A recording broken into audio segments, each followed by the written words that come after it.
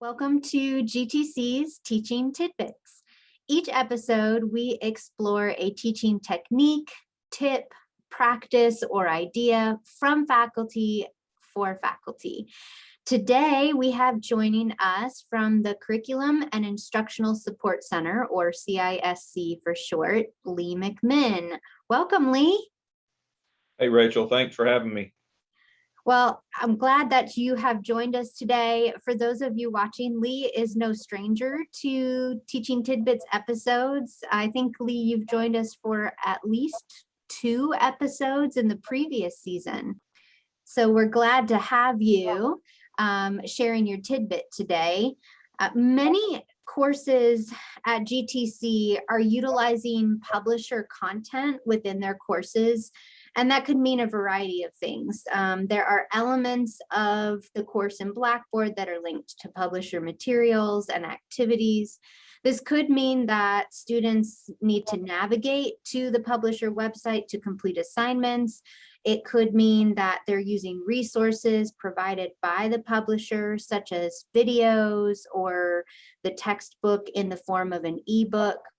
Regardless of what they're utilizing it for, students can often find navigating these elements difficult, and sometimes they need additional options.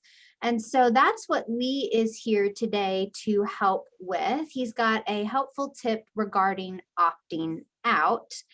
And that's all I'm going to say about it. I'm going to turn it over to you, Lee, to share your teaching tidbit. Thanks, Rachel. As Rachel said, different courses use different types or means of publisher material.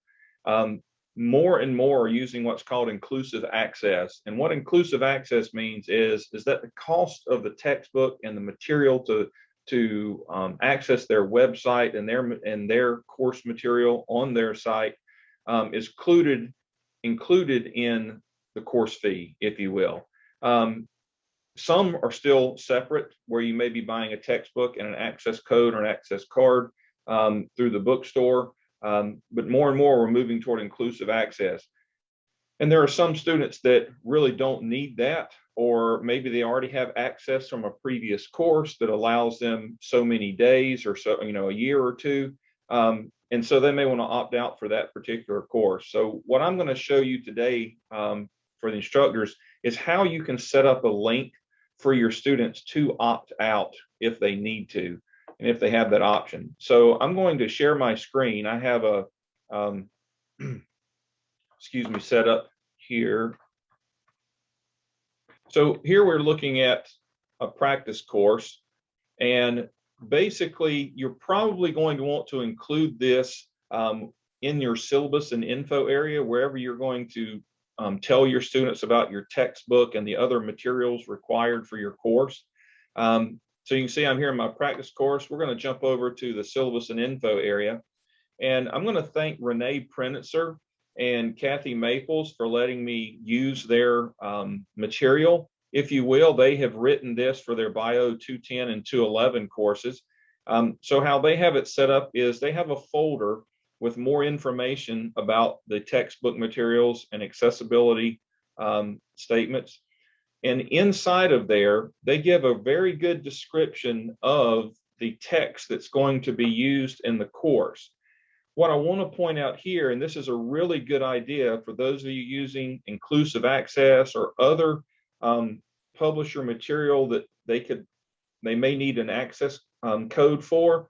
Notice right here, they state that the Connect, for this, they use McGraw-Hill Connect, they state that that's required part of the course. So you're going to have to access the publisher material one way or the other, but you may need to pay for it separately, if you will. And they're just basically telling you that the cost is included, but if you choose to opt out and pay for it separately, it's going to cost you about $125.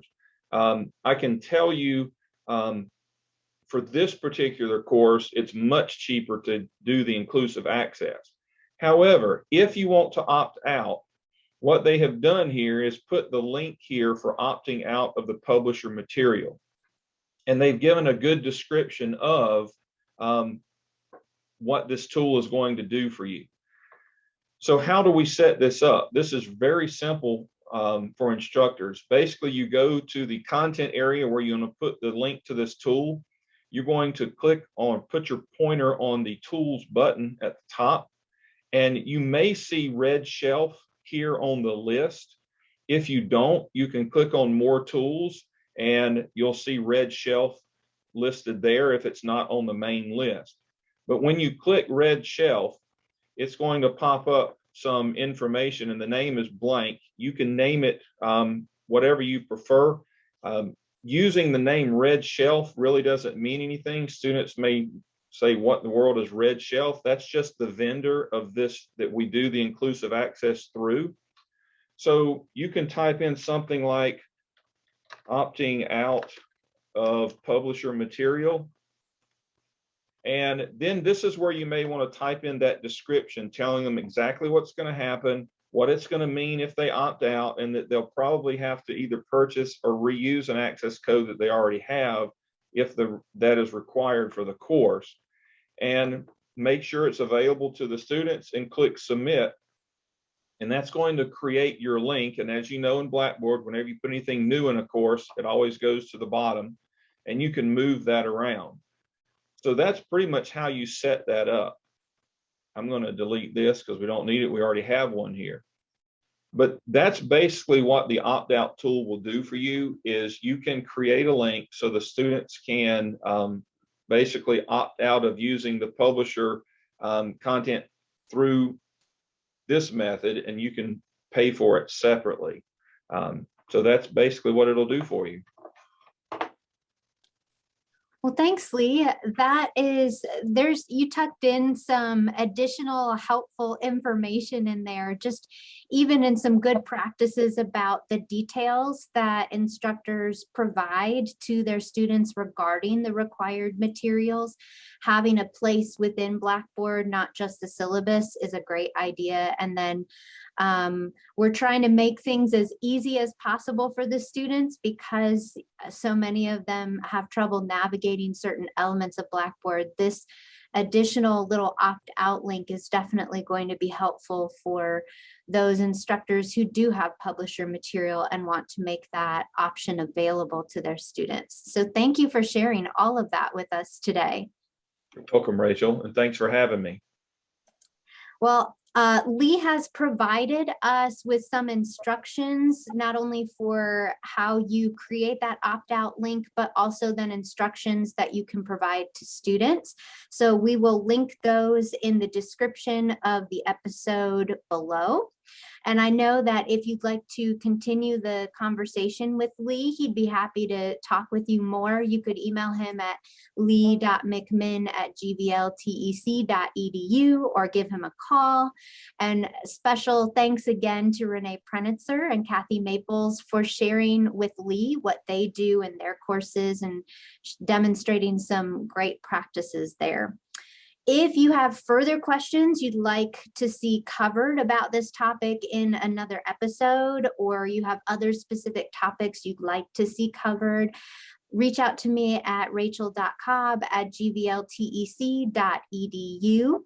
And as always, if you have a teaching tidbit worth sharing, or you know someone who does, please let me know. I'd love to invite you onto an episode, or to invite that faculty member onto an episode to share what they're doing with your fellow faculty across the college. Well, that's this week's GTC Teaching Tidbit, and we'll see you next time.